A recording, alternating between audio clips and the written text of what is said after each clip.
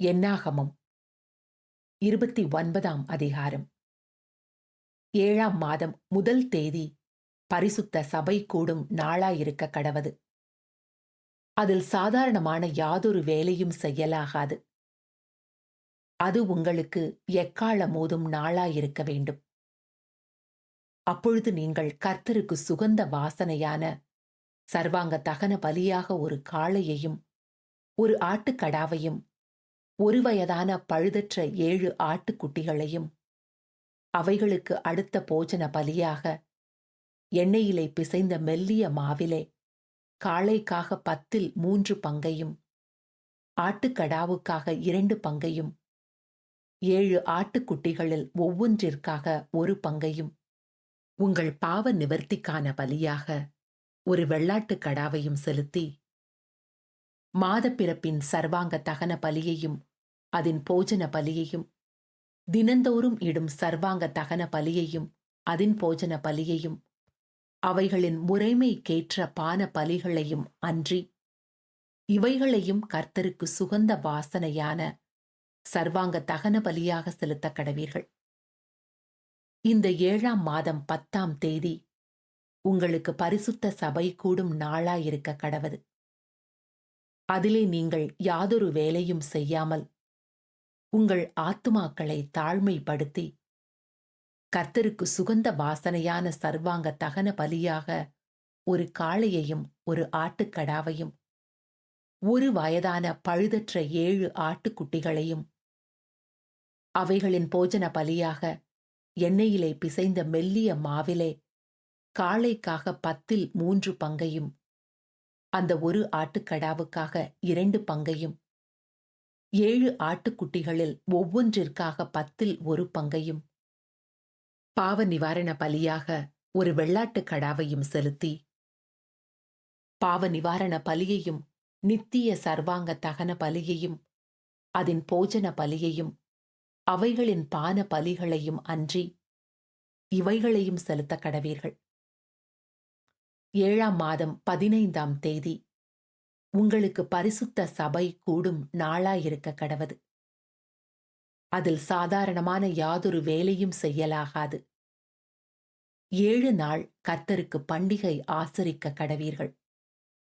நீங்கள் கர்த்தருக்கு சுகந்த வாசனையுள்ள சர்வாங்க தகன பலியாக 13 காளைகளையும் 2 ஆட்டுக்கடாக்களையும் ஒரு வயதான பழுதற்ற 14 ஆட்டுக்குட்டிகளையும் அவைகளின் போஜன பலியாக எண்ணெயிலே பிசைந்த மெல்லிய மாவிலே அந்த 13 காளைகளின் ஒவ்வொன்றிற்காக 3 பங்கையும் அந்த 2 ஆட்டுக்கடாக்களில் ஒவ்வொன்றிற்காக 2 பங்கையும் 14 ஆட்டுக்குட்டிகளில் ஒவ்வொன்றிற்காக 1 பங்கையும் நித்திய தகன பலியையும் அதன் போஜன பலியையும் அதன் பான பலியையும் அன்றி பாவ நிவாரண பலியாக ஒரு வெள்ளாட்டுக் கடாவையும் செலுத்தக் கடவீர்கள். 2ஆம் நாளிலே 12 காளைகளையும் 2 ஆட்டுக்கடாக்களையும் ஒரு வயதான பழுதற்ற 14 ஆட்டுக்குட்டிகளையும் காளைகளும் ஆட்டுக்கடாக்களும் ஆட்டுக்குட்டிகளும் இருக்கிற இலக்கத்திற்கு தக்கதாக முறைமையின்படி அவைகளின் போஜன பலியையும் அவைகளின் பான பலிகளையும் நித்திய சர்வாங்க தகன பலியையும் அதன் போஜன பலியையும் அவைகளின் பான பலிகளையும் அன்றி பாவ நிவாரண பலியாக ஒரு வெள்ளாட்டுக் கடாவையும் செலுத்தக் கடவீர்கள். 3ஆம் நாளிலே 11 காளைகளையும் 2 ஆட்டுக்கடாக்களையும் ஒரு வயதான பழுதற்ற 14 ஆட்டுக்குட்டிகளையும் காளைகளும் ஆட்டுக்கடாக்களும் ஆட்டுக்குட்டிகளும் இருக்கிற இலக்கத்திற்கு தக்கதாக முறைமையின்படி அவைகளின் போஜன பலியையும் அவைகளின் பான பலிகளையும் நித்திய சர்வாங்க தகன பலியையும் அதன் போஜன பலியையும் அதன் பான பலியையும் அன்றி பாவ நிவாரண பலியாக ஒரு வெள்ளாட்டுக் கடாவையும் செலுத்தக் கடவீர்கள். 4ஆம் நாளிலே 10 காளைகளையும் 2 ஆட்டுக்கடாக்களையும் ஒரு வயதான பழுதற்ற 14 ஆட்டுக்குட்டிகளையும் காளைகளும் ஆட்டுக்கடாக்களும் ஆட்டுக்குட்டிகளும் இருக்கிற இலக்கத்திற்கு தக்கதாக முறைமையின்படி அவைகளின் போஜன பலியையும் அவைகளின் பான பலிகளையும் நித்திய சர்வாங்க தகன பலியையும் அதின் போஜன பலியையும் அதின் பான பலியையும் அன்றி பாவ நிவாரண பலியாக ஒரு வெள்ளாட்டுக் கடாவையும் செலுத்தக் கடவீர்கள். 5ஆம் நாளிலே 9 காளைகளையும் 2 ஆட்டுக்கடாக்களையும் 1 வயதான பழுதற்ற 14 ஆட்டுக்குட்டிகளையும், காளைகளும் ஆட்டுக்கடாக்களும் ஆட்டுக்குட்டிகளும் இருக்கிற இலக்கத்திற்கு தக்கதாக முறைமையின்படி அவைகளின் போஜன பலியையும் அவைகளின் பான பலிகளையும் நித்திய சர்வாங்க தகன பலியையும் அதின் போஜன பலியையும் அதின் பான பலியையும் அன்றி பாவ நிவாரண பலியாக ஒரு வெள்ளாட்டுக் கடாவையும் செலுத்தக் கடவீர்கள்.